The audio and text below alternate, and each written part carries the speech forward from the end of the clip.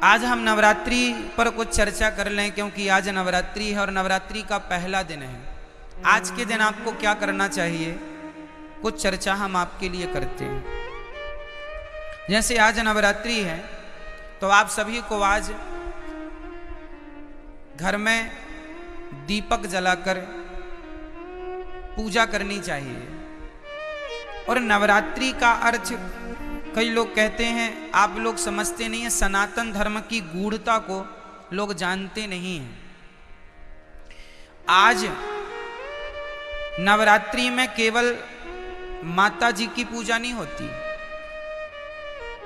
इन नवरात्रियों में आप जिनकी पूजा करेंगे उनकी पूजा सिद्ध हो जाएगी। ये नवरात्रियों की महिमा है। जो पूजा आप करते हैं ना, ये 9 दिन ये ईश्वर की तरफ, ईश्वर इस समय पृथ्वी के बिल्कुल करीब होते हैं भक्तों की पुकार सुनने के लिए।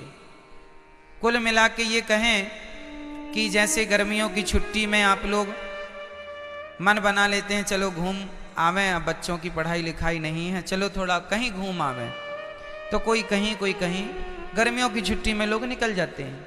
उसी तरह भगवान साल में 2 बार पृथ्वी के समीप आते हैं देखने के लिए कि भक्तों का क्या चल रहा है। तो 9 दिन का भगवान छुट्टी का टाइम निकाल के 9 दूनी 18 साल में 18 दिन, नवरात्रि के 9 दिन ये, नवरात्रि के 9 दिन वो। इन नवरात्रियों में विशेष रूप से कौन? माँ अपने बच्चों को देखने आती है कि मेरे बच्चे कैसे हैं। हम सभी कौन हैं? बच्चे हैं। किन के बच्चे हैं? माँ। कौन है वो हमारी माँ? कौन माँ? कौन माँ?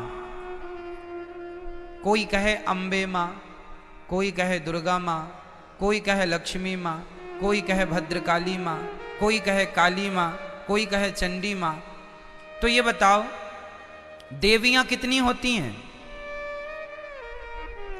बोलो मेरी माँ।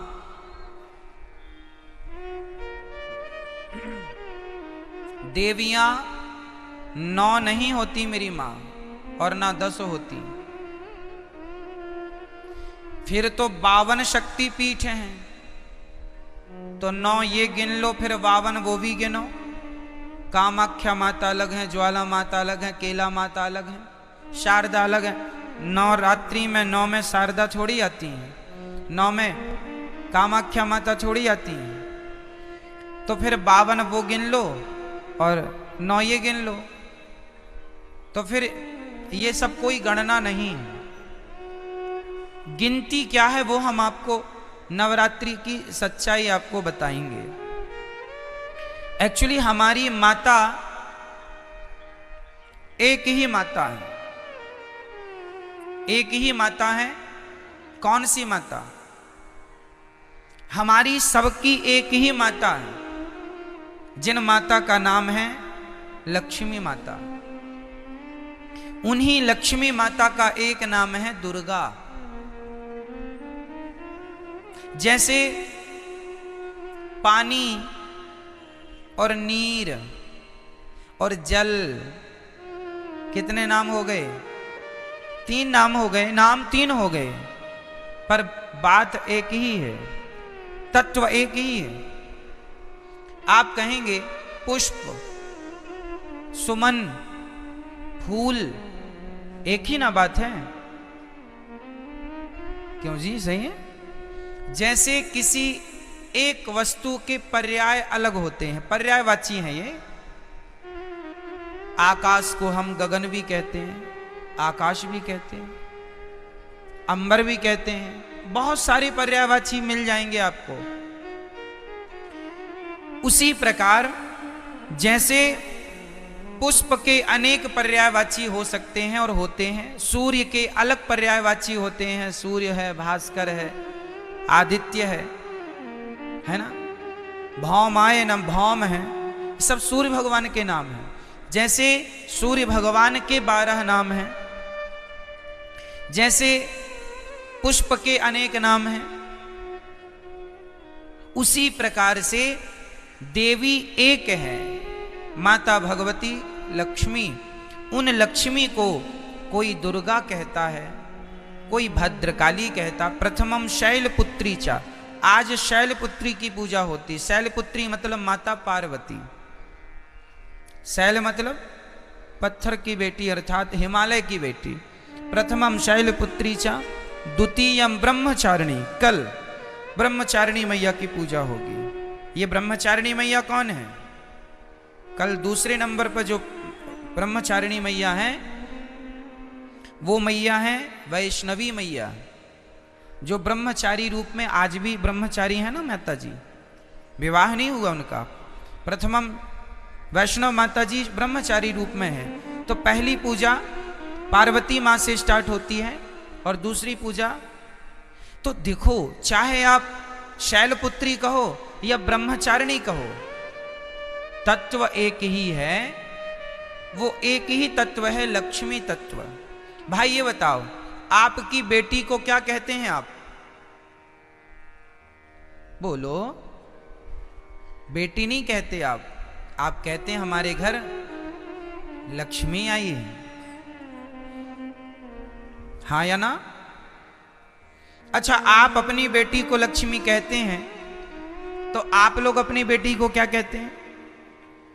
आप भी अपनी बेटी को लक्ष्मी। मतलब इस धरती में चाहे बेटी हो, अरे हमारे भारत में बहुओं को भी लक्ष्मी कहा जाता है। जब घर में बहू आती है तो हमारे यहाँ कहते लक्ष्मी के पांव पड़ते ही घर में सब मंगल हुआ है। क्यों? हमारे यहाँ बेटी को क्या कहते हैं और बहू को क्या कहते हैं? और माँ क्या होती है? बोलो, माँ क्या है? माँ भी लक्ष्मी है। सही है। कुल मिला के हम लोग अभी नवरात्रि में कन्या जिमाते हैं ना, कन्या भोजन कराते हैं, तो क्या सोच के कराते हो कि हमारे घर माता लक्ष्मी आई। दुर्गा मान लो, लक्ष्मी कहो, शारदा कहो, भद्रकाली कहो, महाकाली कहो, चंडी कहो, कुछ भी कह लो, पर्यायवाची हैं। तत्व एक ही है, लक्ष्मी तत्व। श्रीश्चते लक्ष्मीश्च पत्न्या बहोरात्रि पार्श्वे नक्षत्राणि। कहने का तात्पर्य यह है, वेदों में एक ही तत्व की उपासना है, श्री तत्व मतलब लक्ष्मी तत्व। वही लक्ष्मी तत्व दुर्गा के नाम से जानी जाती हैं। मैहर में उन्हें ही शारदा कहते हैं। अनेक रूप है ना, जैसे वृंदावन में बिहारी जी हैं, उड़ीसा में जगन्नाथ जी हैं, तो क्या ये दो हो गए? वृंदावन के बिहारी जी और उड़ीसा के जगन्नाथ जी क्या ये अलग अलग हैं?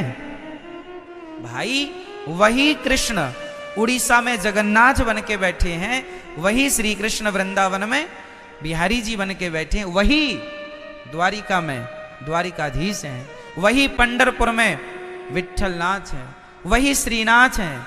एक ही तत्व, अनेक रूप रूपाय विष्णवे प्रभु विष्णवे। उसी प्रकार एक ही परम तत्व है और वह है लक्ष्मी तत्व। वही लक्ष्मी आज प्रथमम शैलपुत्री चा, आज वही लक्ष्मी क्या बन के पूजेंगी? आज वही लक्ष्मी माता पार्वती बन करके पूजेंगी, जगत जननी कहलाएंगी। आज उनके हम पार्वती स्वरूप का पूजन करेंगे। तो आप लोगों को घर में दीपक जलाकर आज माँ भगवती का ध्यान, लक्ष्मी जी का ध्यान करना चाहिए। हे माँ, हमारे घर में ये आपका ही घर है, आप हमारे मन मंदिर में आकर बैठ जाइए। नया वर्ष है माँ, हमारी बुद्धि को निर्मल कीजिए। हम सदा आपकी सेवा करते रहें, हम सदा आपकी आराधना करते रहें और हमारे घर में ये खुशियों का दिया सदा जलता रहे, ये ज्ञान का, ये भक्ति का दीपक सदा प्रज्वलित होता रहे। आज के दिन आपको राम रक्षा स्तोत्र, नारायण कवच का पाठ करना चाहिए। जो भी पाठ करेंगे, कुछ ना आवे तो श्रीमन नारायण आप आज श्रीमन नारायण का जाप करें तो वह नारायण का जाप भी सिद्ध होगा। आप यदि ओम नमः शिवाय का भी जाप करें तो आज जो भी जपेंगे वो सिद्ध होगा। आप ओम नमः शिवाय जपें या गंग गणपतये जपें या दुर्गा माता जी का मंत्र जपें या फिर आप श्रीमन्नारायण जपें, जो भी आज जपेंगे, आज मतलब 9 दिन तक निरंतर, वो आपका सिद्ध। इसलिए ये 9 दिन विशेष पूजा पाठ के लिए निकाले जाते हैं। साल भर आप फुर्सत नहीं पाते, समय मिलता नहीं है, 9 दिन का समय निकाल लो और पूर्ण रूप से भगवान के होकर भगवान की शरण में रहो। ये नवरात्रि है, ठीक है। जो आप जपेंगे उसमें आपको सिद्धि प्राप्त होगी। तो इसलिए इन 9 दिनों में बहुत अच्छे से हमें अपना जीवन आनंद पूर्वक व्यतीत करना चाहिए। और यहाँ पर एक संकेत भी है कि दुनिया वालों, नवरात्रि में जिन कन्याओं को बुला बुला कर, पांव धोकर, माहौर लगाकर जिनकी पूजा करते हो, जिन्हें दक्षिणा देकर विदा करते हो, खीर पूड़ी खवाते हो, उन कन्याओं को केवल एक दिन के लिए देवी ना मानो, सदा सदा के लिए नारियों को देवी मान के उनकी सेवा, उनका सम्मान करो। नारी का सम्मान सदा लक्ष्मी मान के आप आज नवरात्रि में एक लड़की का आप सम्मान करते हैं देवी मानकर, और नवरात्रि जाने के बाद उसी नारी का आप अपमान करते हैं, तो ये तो कोई बात हुई नहीं। नारियों का सदा सम्मान बना रहे। देखो हमारे सनातन धर्म में नारियों का कितना बड़ा आदर है, कितना बड़ा सम्मान है। दुनिया के किसी धर्म में, मजहब में नारियों का इतना बड़ा सम्मान नहीं है। हमारे यहाँ भगवान मानकर नारियों को पूजा जाता है, देवी मानकर पूजा जाता है। और केवल नवरात्रि में नहीं, नवरात्रि आई तो नवरात्रि के द्वारा तुम ये मान लो कि भाई ये सदा सर्वत्र पूज्य है। नारी तो सदा पूज्य है, केवल नवरात्रि में नहीं, ऐसा नहीं, सर्वत्र, सब जगह, हमेशा 365 दिन। तो नवरात्रि की बड़ी महिमा है। इन नवरात्रियों का पूजन भागवत जी में आता है कि भगवान श्री कृष्ण के जब जामवंत जी से युद्ध करने भगवान गए, तब उनकी अनुपस्थिति में 9 दिन का द्वारिका में एक महायज्ञ हुआ था देवी जी को प्रसन्न करने के लिए। तो नवरात्रि तो भगवान श्री कृष्ण भी मनाते थे, नवरात्रि तो भगवान श्री राम भी मनाते थे। तो आप सभी को नवरात्रि की लाखों लाख शुभकामनाएं, बधाई, आपका जीवन मंगलमय हो। आज के दिन आप लोग अपने घर में कम से कम एक कन्या को बुलाइए शाम को, और एक कन्या का भोजन कराइए। आज शाम को ही बुला लेना, क्योंकि अब तो 3 बज गए हैं। अब कल से सुबह बुला के कल 2 कन्याओं को खिलाना। पहले दिन एक कन्या को भोजन कराना चाहिए, एक से ज्यादा भी हो जाए चलेगा, कम से कम एक। पहले दिन हमेशा एक कन्या, दूसरे दिन 2 कन्या, तीसरे दिन 3 कन्या, चौथे दिन 4, 5वें दिन 5, छठे दिन 6, 7वें दिन 7, 8वें दिन 8 और 9वें दिन 9 कन्याओं का भोजन करें। आप नवरात्रि में कुछ लोग व्रत रखते हैं, अच्छा है। जो नहीं रखे हैं वो नवरात्रि के अंत में अर्थात नवमी का व्रत, 3 व्रत तो हमें करने ही चाहिए।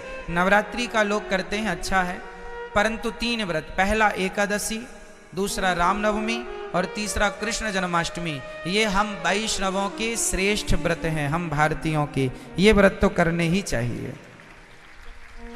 तो ये व्रत का अर्थ होता है उस दिन ज्यादा से ज्यादा भगवान का चिंतन, और अपने घर में कन्याओं को जरूर बुलाकर उनका सम्मान करके उनको आदर सहित भोजन कराइए, चरण धोइए। और यदि कन्या ना मिले तो कोई बात नहीं, अपनी माँ के चरण धोकर अपनी माँ को श्रद्धा से भोजन कराओ, ये सोचकर कि ये भगवान है, माँ है। माँ आपके घर में कन्या ना हो तो माँ तो है, तो माँ की चरण धोकर माँ का सम्मान कीजिएगा, ठीक है। ये नवरात्रि में देवी का पूजन, तो देवी तुम्हारी माँ देवी नहीं है क्या? क्यों? माँ से बड़ी कोई देवी है?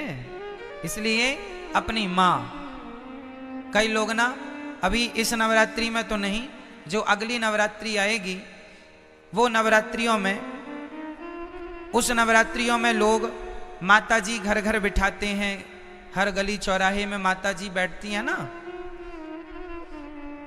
हम कहते हैं कि आप मिट्टी की माता जी बनवा के बिठाते हैं, अच्छा है, सम्मान कीजिए, श्रद्धा रखिए, अच्छा है, सब ठीक है। पर वो माता जो मिट्टी की बनी है उन माता में श्रद्धा तो रखिए, पर उनसे ज़्यादा उस माता में श्रद्धा रखिए जो परमात्मा ने बनाई है, जिसे आप अपनी माँ कह के बुलाते हैं। माता, उसका तो असली नाम माता ही है, माँ है। विडंबना तो ये है कि आज लोग मंदिरों में जाके माता जी को तो जल चढ़ाते हैं, माता जी की जय जयकार करते हैं, पर खुद की माता जी भूखी मर रही हैं, खुद की जन्म देने वाली माता प्यासी मर रही है, और आप जय माता दी के नारे लगा रहे हैं। इससे फायदा क्या है ये बताइए। कई लोग ना बड़ी होड़ करते हैं, खासकर नवरात्रियों में। क्या होड़ करते हैं कि उन्होंने भंडारे में 50,000 खर्च किया, हम 1 लाख का भंडारा करेंगे। उस कॉलोनी में 2 लाख का भंडारा हुआ, हम 3 लाख का भंडारा करेंगे। क्या होगा, इससे तुम देवी को खुश कर लोगे? अरे ये ना देखो कि भंडारा कितना बड़ा करना है। ठीक है, जरूरतमंदों को भोजन कराना जरूरी है, ठीक है, कराना चाहिए, अन्नदान श्रेष्ठ दान है। पर ये मत भूलिए कि आप अपनी 50,000 का भंडारा तो आप करा रहे हैं, सबको खिला रहे हैं, पर खुद की माँ बुढ़ापे में अलग बनाकर खा रही है, तो आप कौन सी देवी को खुश कर रहे हैं? क्या आपके इस व्यवहार से आपकी खुद की माँ भूखी मर रही है और आप सबको भरपेट भोजन कराएं, क्या आपके इस व्यवहार से माँ भगवती प्रसन्न हो जाएगी? इसका विशेष ध्यान रखना चाहिए। और हम सभी को इंसानों को भगवान मानना चाहिए। किसको भगवान मानना चाहिए? हमारी माँ भगवान है, हमारे पिता भगवान है, हमारे पति भगवान है, हमारे गुरु भगवान है, हमारे अतिथि भगवान है। जो इनमें भगवान का दर्शन कर लेगा वो फिर पत्थरों में भी ईश्वर का दर्शन कर लेगा। जो इंसानों में ना कर पाया वो पत्थर कभी नहीं पूजता रहे, झूठा पूज रहा है, झूठा ही है।